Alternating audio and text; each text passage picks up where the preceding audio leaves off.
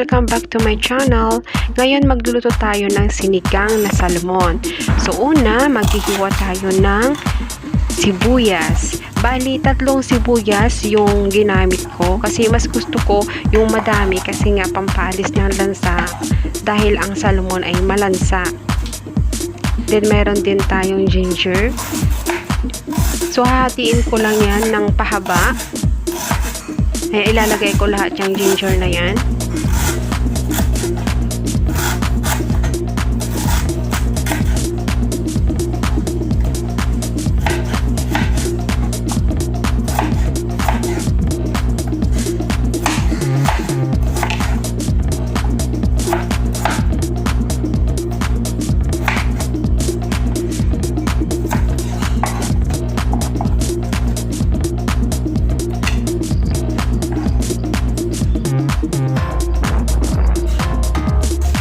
Guys, maghihiwa din ako ng mga ilang pirasong bawang. Kasi guys, kaya ako mayroong bawang kasi ginigisa ko muna yung sinigang.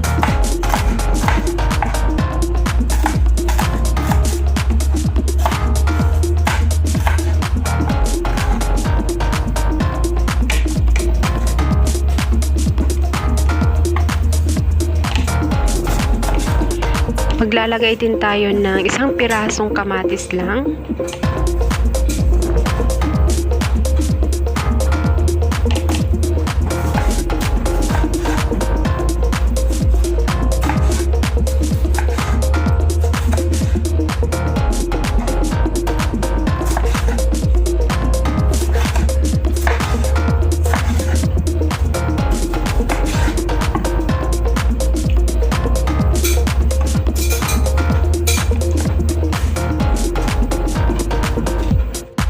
Yan na ang ating mga sangkap. So, meron tayong salmon, meron tayong pichay, sinigang mix na original, at saka merong chili, green chili, ginger, onion, garlic, at saka kamatis. Guys, dahil malansa yung salmon, ang ginamit ko dito is lemon. So, yung lemon, bali ipanghuhugas ko lang doon sa salmon para maalis lang yung lansa.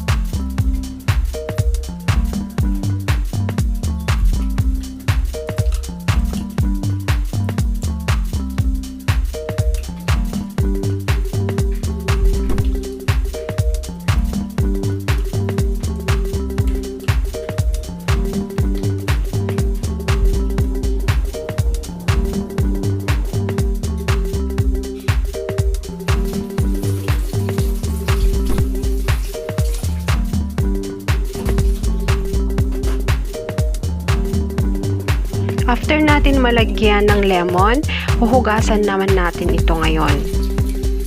Ayan, huhugasan ko din guys. So, yan, mawawala na yung lansa at saka yung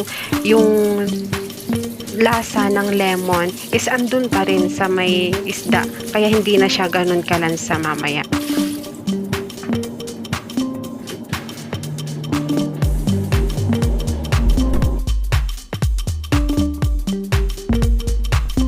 Bali pichay yung gagamitin natin ditong pangsahog. So guys, dito kasi sa Middle East, walang yung tulad sa atin na fresh na pichay. Ito fresh siya pero yung leaves niya is magaspang. So at saka yung lasa, iba rin. Iba talaga yung pichay natin doon sa Pilipinas.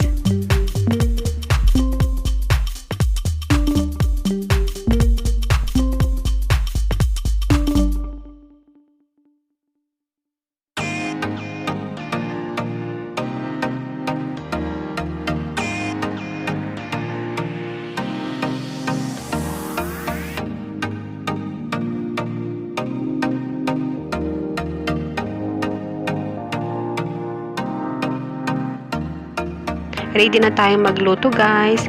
At saka guys, ang ginamit kong chili is yung maliliit kasi wala akong mahanap nung tulad nung chili natin sa Pilipinas na pangsigang na malalaki na pahaba. So, yan lang yung nabili ko.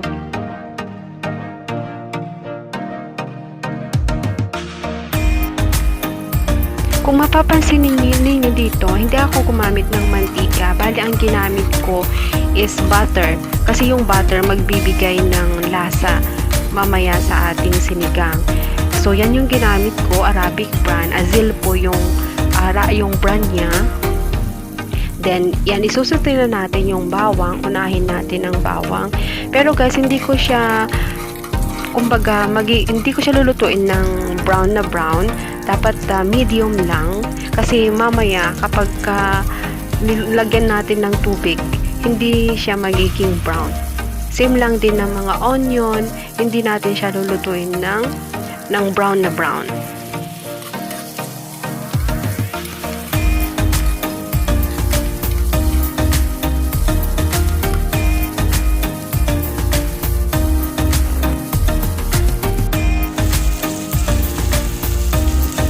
Isusunod natin dyan guys ang luya.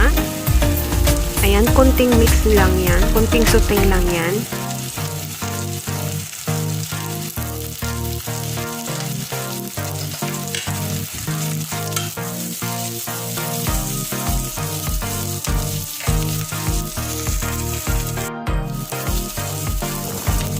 Isusunod na rin natin ang kamatis.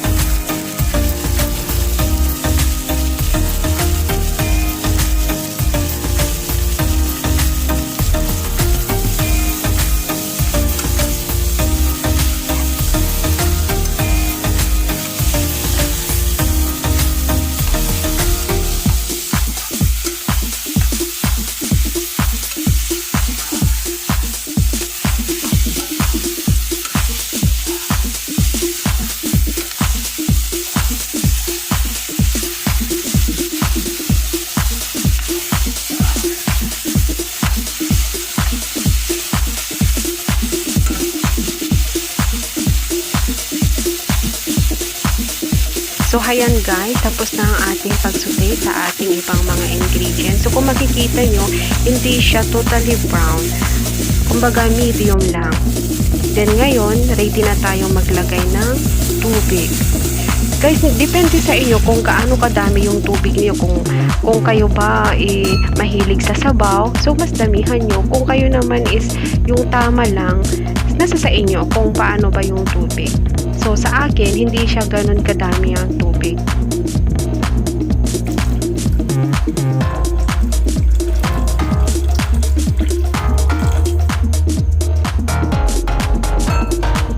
So, guys, tatakpan lang natin. Tapos, hihintayin lang natin hanggang kumulo. Pag kumulo na, ready na tayong ilagay ng mga ibang ingredients natin. So, ayan guys, kumulo na. Ilalagay na natin yung mga ibang ingredients natin.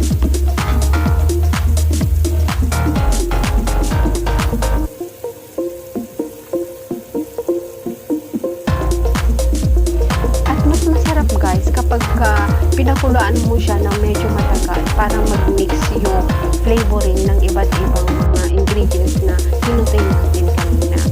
Ayan. So, ngayon ready na tayo maglagay na ating isda, ang ating salmon. Ayan guys, actually ang salmon napakamahal.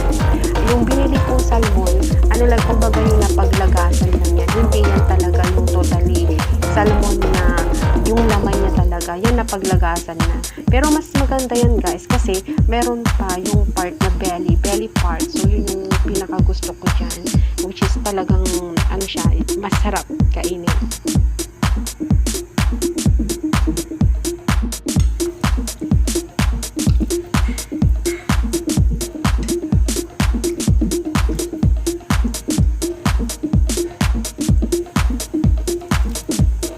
After natin mailagay ang ating isda, hayaan lang muna natin kumulo.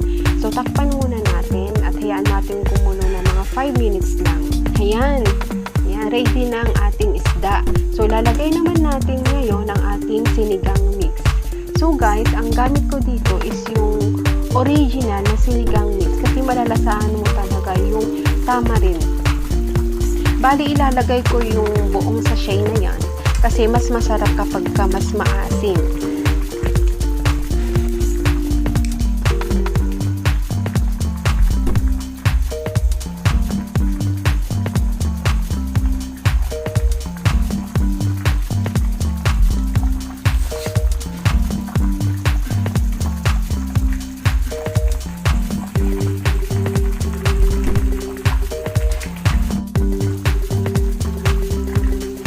Finally guys, maglalagay na tayo ng chili.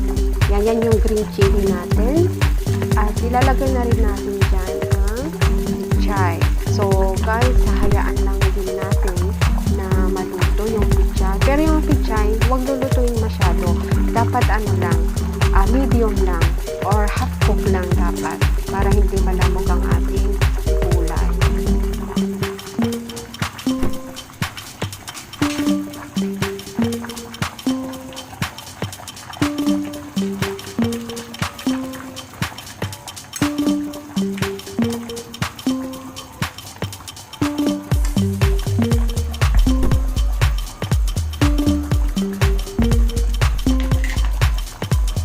Now guys, tapos na tayo maglagay ng ating gulay. Ngayon lalagyan naman natin ng asin. Bali, half ng tablespoon lang ang ating nilagay.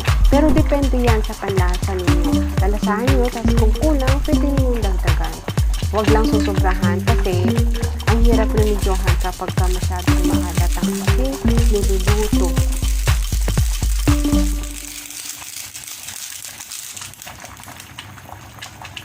Maglalagay din ako guys ng pampalasa na magic sarap. Alam niyo tayong mga Pilipino, mahilig tayo sa magic sarap na pampalasa sa ating mga niluluto.